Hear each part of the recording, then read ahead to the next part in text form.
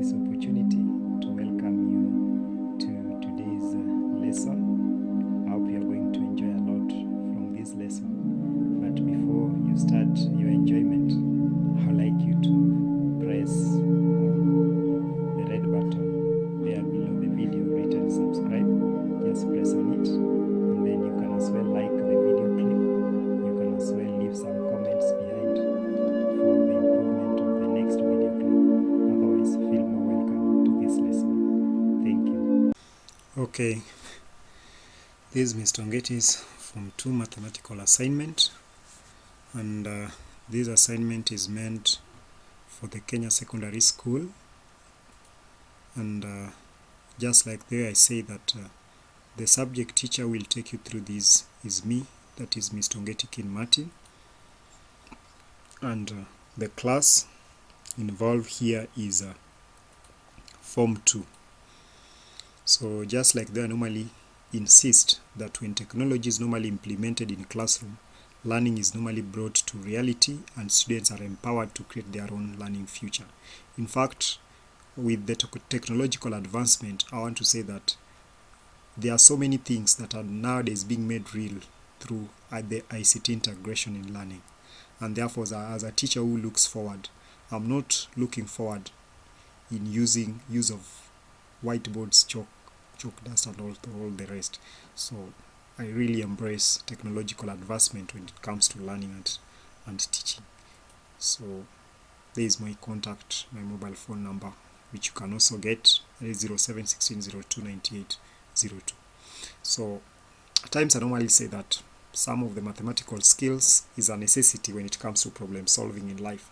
So in each and every time we normally encounter several things, like let's say we have budgets in our homes that we need to somehow do some bits of calculations. So it's quite involving, okay?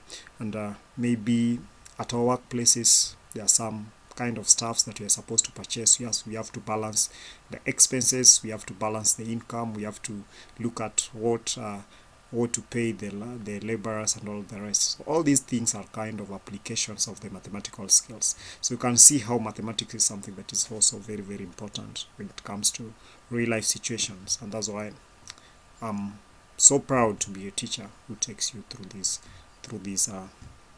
subject. Okay, otherwise feel more welcome. So in Form 2, these are just an introduction to the work. So we know that we've come to the end of Term 1 work, and there are some few changes or some adjustment that I've made in some of these videos that I'll be taking you through. So because I realize that there are some students who don't even like attempting most of the questions. So what I do is that I normally give examples, and then after the examples, then you'll be able to have the question that you can at least tackle.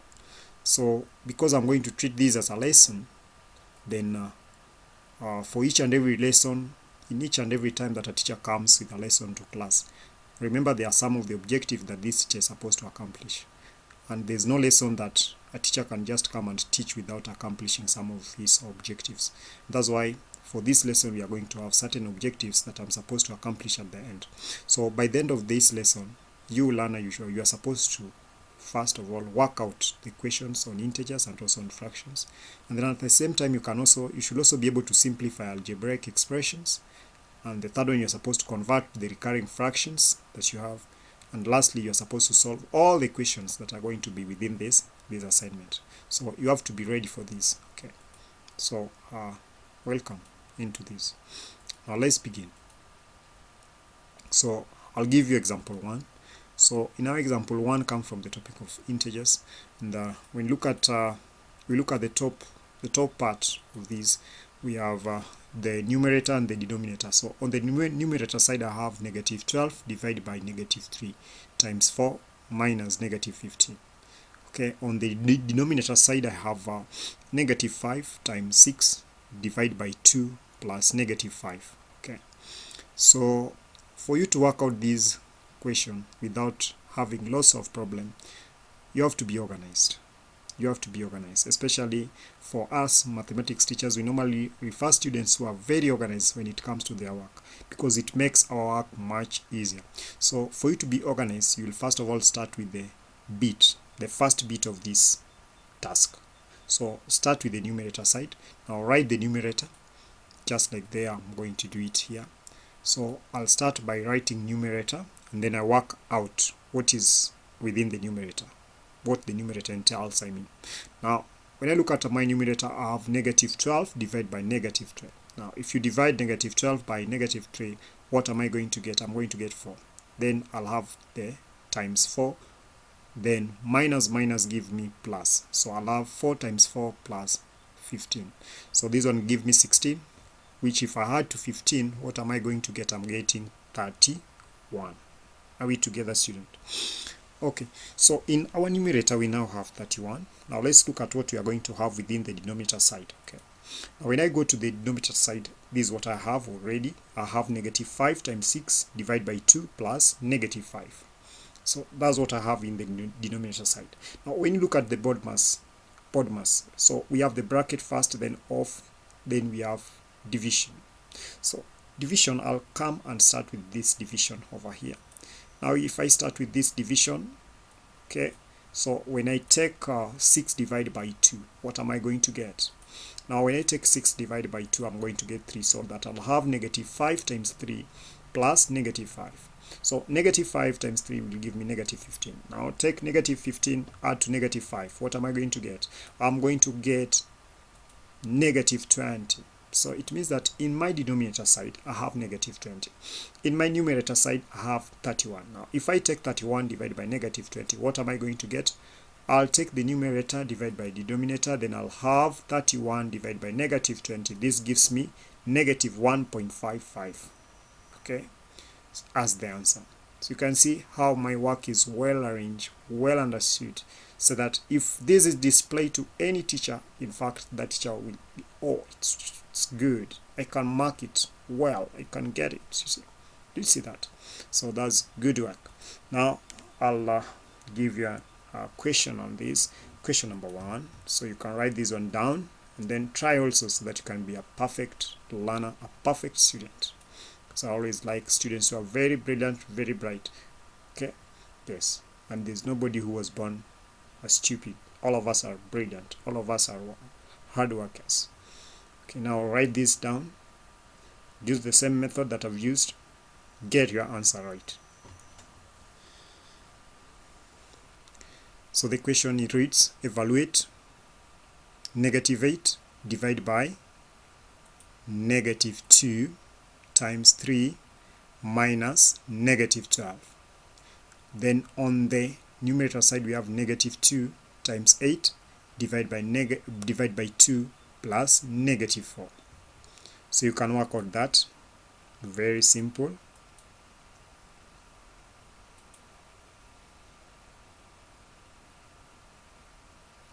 Then we can go to example 2.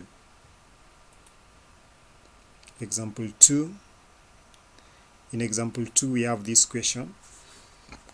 Evaluate without using a calculator. So I want us to evaluate this without using a calculator. Now when you want to evaluate this without using a calculator, you'll have to split it into numerator and the denominator. Now let's look at what is on the numerator side. Now when I look at what is on the numerator side, I'm going to get this. Oh, this is good. Now I have a very simple question on the numerator side. And what am I having? 1 and 3 over 7. So I'll quickly change this into improper fraction. Now 7 times 1 plus 3, that gives me 10 over 7. Okay, now 10 over 7 minus 5 over 8. Then close the bracket, multiply by 2 over 3. Now if I work out this, so I'll first of all start with what is in the bracket. Now look at 7 and 8. Oh, the LCM there is the LCM of 7 and 8 is 56. Okay, yeah, it's 56. Now I will settle this.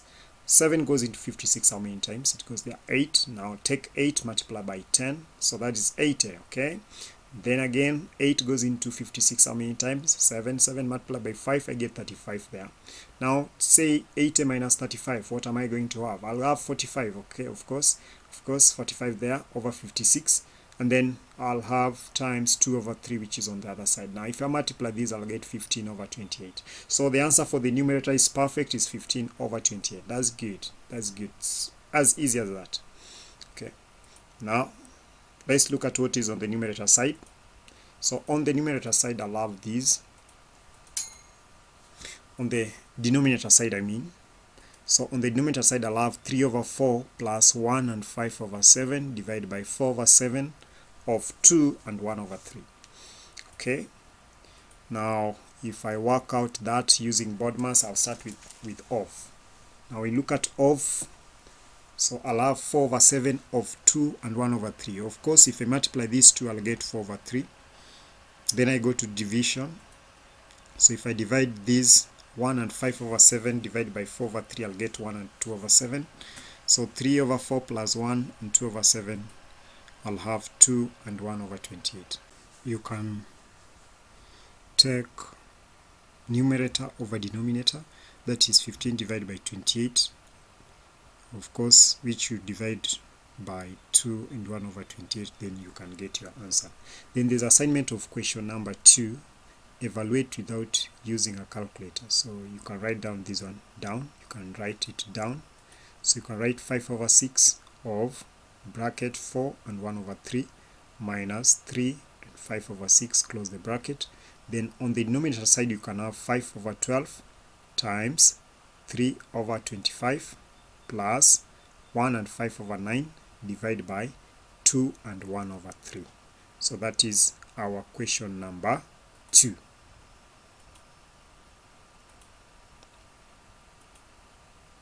Example 3.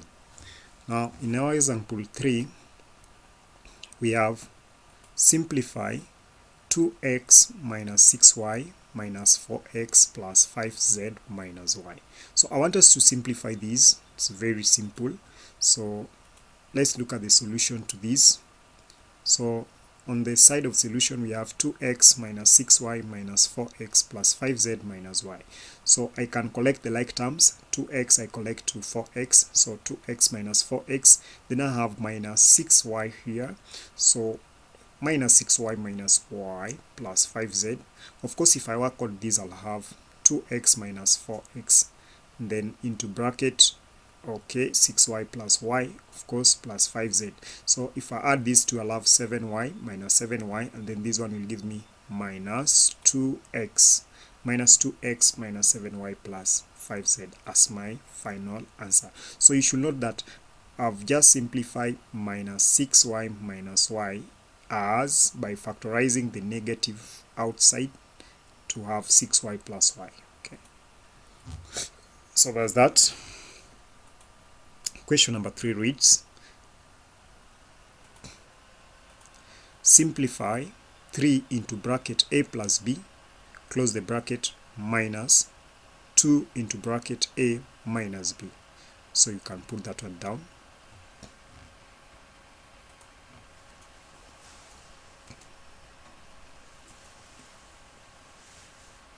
Now let's look at example 4. So in example 4, we have simplify 16m squared minus 9n squared, everything over 4m squared minus mn minus 3n squared. Oh, this very simple. So just like though I say that when you want to work out this, you start with the numerator. So I've indicated now numerator, num, to indicate numerator. So in my numerator side, I can find the difference in square of 16m squared and minus 9n squared. Of course, the square root of 16 is 4.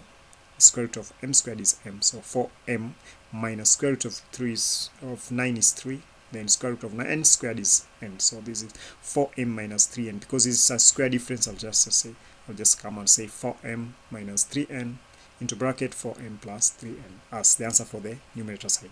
Now let's look at the denominator side. So the denominator side is in form of a quadratic expression. Of course, I can look for the product, two numbers whose product is negative 12, and also sum is negative 1, and that's none other than negative 4 and 3. Of course, once I've arranged it this way, then I can factorize that so that I get 4m plus 3n into bracket m minus n.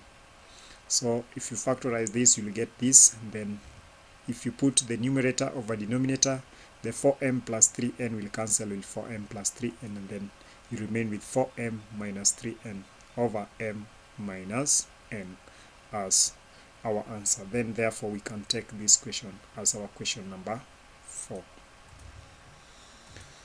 So question number 4 reads, simplify the expression 18xy minus 18xr, everything divided by 9xr minus 9xy. So put that one down.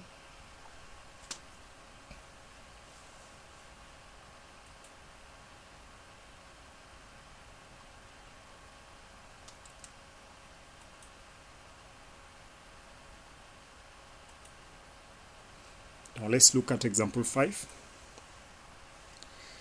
In example 5 reads, 10 men working 6 hours a day, 10 men working 6 hours a day take 12 days to complete a job. How long will it take 8 men working 12 hours a day to complete the same job? Now let's see how we can solve this. So we'll go to the solution. So the number of men decreases in the ratio of 8 to 10. So in the first statement we had 10 men. In the second statement we are having now 8. So it means that the number of men has decreased from they have decreased now from 10 to 8. So the ratio of decreasing ratio there is 8 over 10. Okay, and therefore the number of days taken will therefore increase in the opposite ratio, which is increasing ratio, which is 10 over 8. So we'll have 10 over 8 in our calculation. Then at the same time the number of hours have increased in the ratio of 12 to 6. Of course, therefore the number of days will now decrease in the ratio of 6 to 12. So we'll also have 6 over 12. So we'll have 10 over 8 times 6 over 12. Then the remaining one you just multiply. Then you'll get the number of days to be 7.5 days. So the assignment to this, you can write down that assignment for question number 5. And I can help you read the assignment, the question. That 8 men working 4 hours a day take 10 days to complete a job. How long will it take 6 men working 10 hours a day to complete the same job? You can write that one down.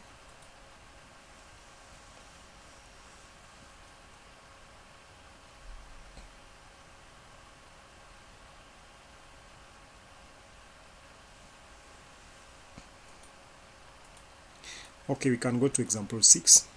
Now in our example 6, we have this. A 72-acre farm is to be shared among 3 sons, of course, in the ratio of 2 to 3 to 4. So they are supposed to share in the ratio of 2 to 3 to 4.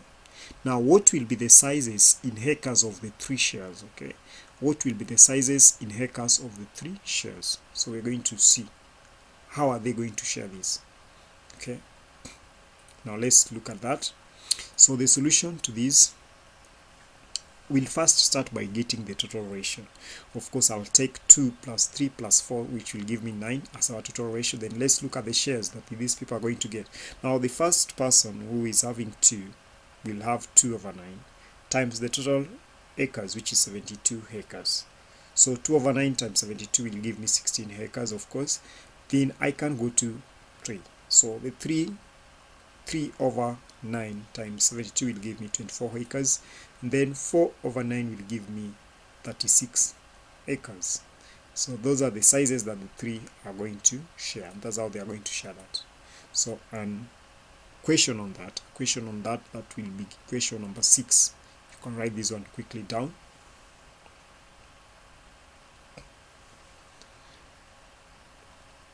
So this is question number 6, not 7.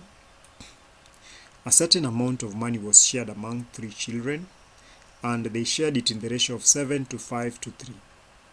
The largest share was 91. Find the total amount of money. So this is very easy. You start by getting the total ratio, of course, and then the largest share automatically will be 7 over the total. So the total here is 15. So 7 over 15 is equal to 91. What about 15 over 15? So you can cross multiply and get the total amount. And then the difference is the money received as the largest share and the smallest share. So you can get the difference between the largest share and the smallest share. And there you are done. As simple as that. So you can write down that assignment and work it out. So let's look at example 7. So in our example 7 reads, an arc of a circle subtends an angle of 60 degrees at the center of the circle. Find the length. So this is supposed to be 60 degrees. Okay, find the length of the arc if the radius of the circle is 42. So this is a very simple example. So we'll start by looking at the solution. So we normally know that length is always given by theta over 360 times 2 pi r, of course. Therefore, length will be 60 over 360 times 2 times 22 over 7 times 42, which is the radius. Of course, if you multiply that, so if you work out this, you'll get to be 44 centimeters. So after that, we can now look at our assignment or question number 7. So the question reads, you can write it down.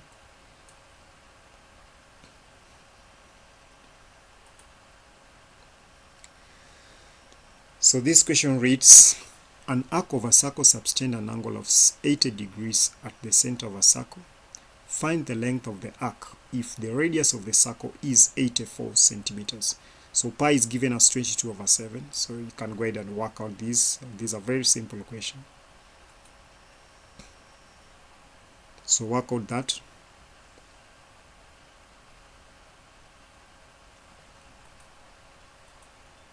Then we can now move to example 8, of course. In example 8.0, we have this very easy. This is recurring fraction. So we have 0.666, which we are supposed to express as a fraction. Now, when you want to express this, just like there I say that when you want to express this into fraction, first of all, we say let r be equal to 0.666. Now, when r is 0.666, I can decide and multiply both sides by 10. So 10r will be 6.666. Of course, I can subtract 1 from 2 so that I can get 9r is equal to 6. So divide both sides by 9 so that I can have 6 over 9, which if I simplify, I'll get 2 all over 3 as my answer. That is example 8. Now we can take the question for that. So the question there for question 8, express as a fraction 1.53333. So you can just follow the same method and then you'll be able to arrive at the answer. As simple as that. Please don't allow this wrong you. Very simple. Example 9.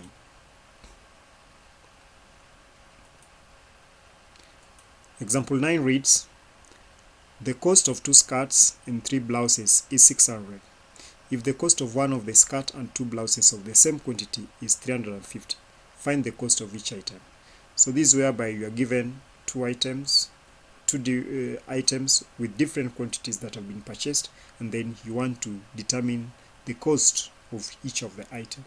So this one, what should click into head first is simultaneous equations. How do you normally solve simultaneous equations? So this one, this is very easy, so you just go to the solutions. So I'll say that let the cost of one skirt be X shillings and that of one blouse be Y shillings. Okay, so the cost of the 2 skirts and the 3 blouses will now be 2X plus 3Y shillings, of course. So that now if I have the total amount to be 600, then the cost of one skirt and 2 blouses again is X plus 2Y. So I'll equate them to the number 600 and 350, so that I'll have the first equation 2X plus 3Y is equivalent to 600. That gives me my first equation, of course. Then the second equation will be X plus 2Y is equal to 350. That gives me my second equation. So what am I going to do? I'm going to take the 2 equations, then I solve them simultaneously. Now if I solve these 2 equations simultaneously, I'll start by multiplying equation 2 by 2 so as to get equation 3, so that now we'll have 2x plus 4y is equal to 700. That's equation 3. Then the other one is 2x plus 3y is equal to 600. So the reason why I'm doing this is the reason why I was multiplying by 2 is so as to make this is 2x and then this 2x, so that now I can simply subtract the 2 and then I remain with 0. So if I subtract equation 1 from equation 2, I'll get 2x minus 2x is 0, 4y minus 3y is y, 700 minus 600 gives me 100. So it means that y is equivalent to 100. Okay, yes, are we together? Now from the equation 2, I can therefore say that if my y is 100, now if I insert it here where there is 2, I take 2 times 100, I get 200. Then I bring it this other side, of course, then I'll be able to get my x as 150. So it means that x is 150 and y is 100. And remember, I'd let the cost of one skirt to be x. So it means that the cost of one skirt is 150 shillings and that of the blouse is 100 shillings. As simple as that. As simple as that. You can see how maths is sweet, maths is loving, maths is very simple. So let's look at the question to this. So question number 9. So in question number 9, I want you to attempt this, please. So we have 2 pairs of trousers and 3 shirts that costs 390 shillings. 5 such pairs of trousers and 2 shirts costs a total of 810 Kenyan shillings. So find the price of a pair of trousers and a shirt. Very simple. So you can go ahead and work out that very fast. You get the answer. Very simple.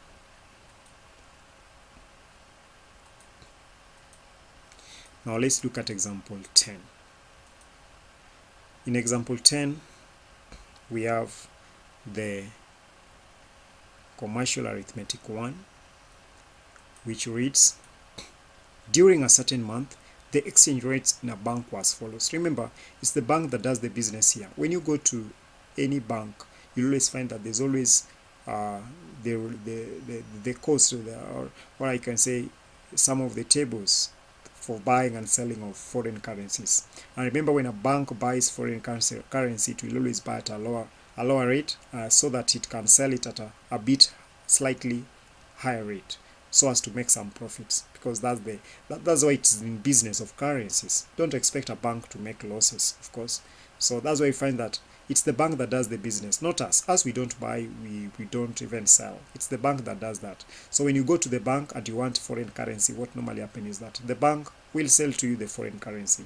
And if you carry foreign currency with you, you go to the bank will buy for you. Of course, they'll buy at a very lower rate, but when it comes to selling, they'll sell to you at a higher rate, of course, so that they can make some profit. So the point of reference here is the bank that does the business. Once you know that, it clean, and you'll never wrong any exchange rate when it comes to commercial arithmetic 1. Now let's look at this example here. So this is somebody who is a tourist, and this tourist left Kenya to the United States of America, and he went to the United States of America with a million Kenya shillings. Okay, so on the airport, while he was going to United States of America, so at the airport he exchanged all the money so that he can have the dollars with him. Okay, so once he has exchanged to dollars, then he spent $190 on the air ticket.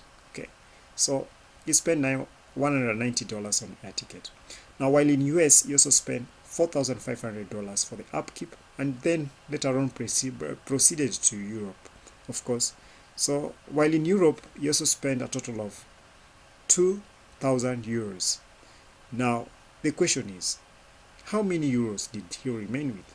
So how many euros is this person going to remain with? So that's what we want to look at here. Now I'll look at the solution, and then there I have the table with me. So first of all, I'll say, this person has Kenya shillings of a million shillings, of course. Now when he goes to the bank, you see this somebody who doesn't have a foreign currency. So it's the bank that is going to sell, that is going to sell the foreign currency to him.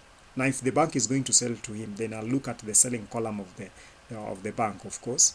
Okay, the selling column, the bank sells US dollars at 91.80, and this guy has a million. So it means that how much is he going to have? How many dollars this person is going to have? So I'll take a million divided by 91.8. So this person is going to have $10,893.25, and then if this is what he has, then he goes with it to the United States of America.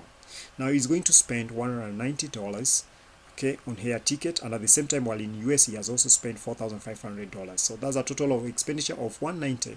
You add to $4,500, of which if you add this, then you subtract it from $10,893.25, then you'll be able to remain with $6,203.25. So this is what he's going to remain with. And then this somebody who was not just in US alone, he went ahead to Europe.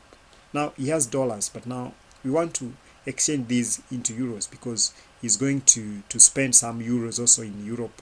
Okay, so now if this one is already in dollars, now let's say he wants to go to Europe, so you will have to go back to the bank. Now when he goes back to the bank with these dollars, what will happen is that the bank will now buy from him, but the bank will buy at a lower price. Okay, the bank will buy at a lower price, so that is at 91.65. So he has $6,203.25, but now the bank buy each dollar at 91.65. So it means that this person is going to have a total Kenya shillings of 6,203.25 multiplied by 91.65, which will give me 568,278.86. So this is the amount in shillings that this person is going to have. And then once it has been converted into shillings, then he wants to proceed to Europe. Remember, he will go back to the bank so that the bank can again sell to him now euros. Okay, so the bank will sell euros at an expensive rate, that is at 103.93. So that now we are going to see this Kenyan shillings is equivalent to how many euros. So you will take 568,527.86 divided by 103.93, which will give me 5,470.30. So this is the euros, and then he has spent 2,000. So if he spent 2,000, he's going to remain with 3,470.30 euros. So this is the amount that this person is going to remain with. I hope you've followed that, you've understood that. So if there's a point that you've not clearly got, just make some comment over there, then I'll be able to get to connect to you. Thank you. Then the question 10. So the question 10 is there. You can write it down in your book. So it reads, a Kenyan bank buys and sells foreign currencies as shown below. So we have the buying in Kenyan shillings, we have the sellings in Kenyan shillings. So we have 1 Hong Kong dollar. So 1 Hong Kong dollar is being bought at 9.74 by the bank, and then the bank sells it at 9.77, of course. Then we have 1 South African rand, which the bank buys as 12.03, then sells it at 12.11, of course. So there's this tourist who arrived in Kenya, and he arrived in Kenya with 105,000 Hong Kong dollars, okay, and then he changed the whole amount to Kenyan shillings first, and then while in Kenya he spent a total of 403,897, and then changed the balance to South African rands before leaving for South Africa, of course.